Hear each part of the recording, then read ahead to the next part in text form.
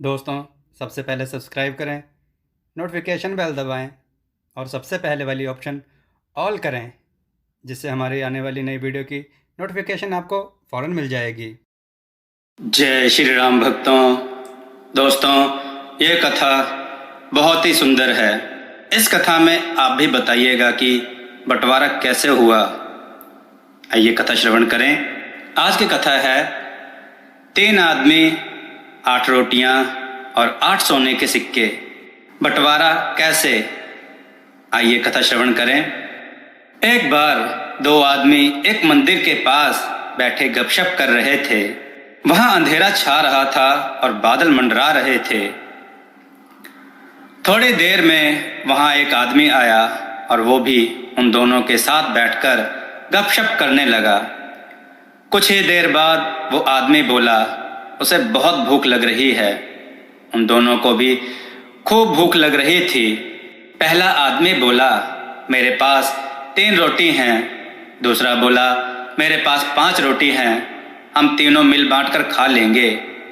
इसके बाद सवाल आया कि ये 8 रोटियां 3 आदमियों में कैसे बांटी जाएं। पहले आदमी ने राय दी कि ऐसा करते हैं कि हर रोटी के 3-3 टुकड़े करते हैं, अर्थात 8 रोटी के 24 टुकड़े हो जाएंगे और हम तीनों में 8-8 टुकड़े बराबर बराबर बढ़ जाएंगे। तीनों को उसकी राय अच्छी लगी और 8 रोटी के 24 टुकड़े करके प्रत्येक ने 8-8 रोटी के टुकड़े खाकर भूख शांत की और फिर बारिश के कारण मंदिर के प्रांगण में ही सो गए।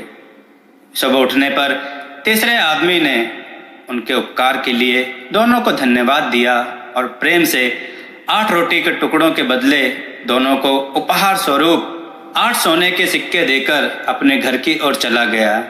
उसके जाने के बाद दूसरे आदमी ने पहले आदमी से कहा, हम दोनों 4-4 सिक्के बांट लेते हैं। पहला आदमी बोला, नहीं, मेरी 3 रोटी थी और तुम्हारी 5 रोटी थी, अतः मैं 3 सिक्के लूंगा, तुम्हें 5 सिक्के रखने होंगे। इस पर दोनों में बहस होने लगी। इसके बाद वे दोनों समाधान के लिए मंदिर के पुजारी के पास गए और उन्हें समस्या बताई तथा समाधान के लिए प्रार्थना की। पुजारी भी असमंजस में पड़ गया। दोनों एक दूसरे को ज्यादा देने के लिए भिड़ रहे थे। पुजारी ने कहा, तुम लोग ये 8 सिक्के मेरे पास छोड़ जाओ और मुझे सोचने का समय दो, मैं कल सवेरे जवाब दे पाऊंगा। पुजारी को दिल में वैसे तो दूसरे आदमी की 3-5 की बात ठीक लग रही थी, पर फिर भी वह गहराई से सोचते सोचते गहरी नींद में सो गया। कुछ देर बाद उसके स्वप्न में भगवान प्रकट हुए तो पुजारी ने सब बातें बताई और न्यायिक मार्गदर्शन के लिए प्रार्थना की और बताया कि मेरे ख्याल से 3 और 5 का बंटवारा ही उचित लगता है। भगवान मुस्कुराकर बोले, नहीं, पहले आदमी को 1 सिक्का मिलना चाहिए और दूसरे आदमी को 7 सोने के सिक्के मिलने चाहिए। भगवान की बात सुनकर पुजारी अचंभित हो गया और अचरज से पूछा, प्रभु, ऐसा कैसे?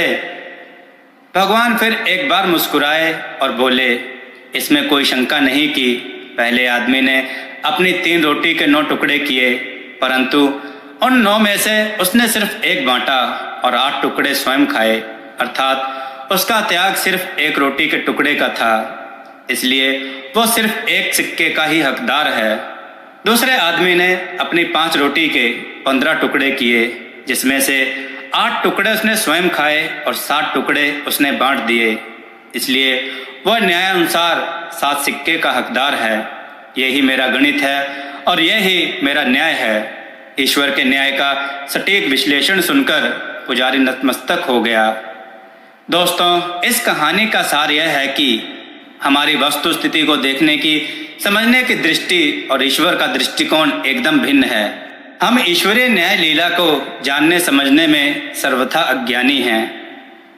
हम अपने त्याग का गुणगान करते हैं, परंतु ईश्वर हमारे त्याग की तुलना हमारे सामर्थ्य एवं भोग के तौर पर करके यथोचित निर्णय करते हैं। दोस्तों, आपको यह कथा कैसी लगी? अपने विचार और सुझाव कमेंट में जरूर दें। हमारी कथाओं को लाइक करें, हमारे चैनल को सब्सक्राइब करना ना भूलें। हमारी कथाओं को शेयर जरूर करें, जिससे लोगों को अच्छा ज्ञान प्राप्त हो। जय श्री राम भक्तों।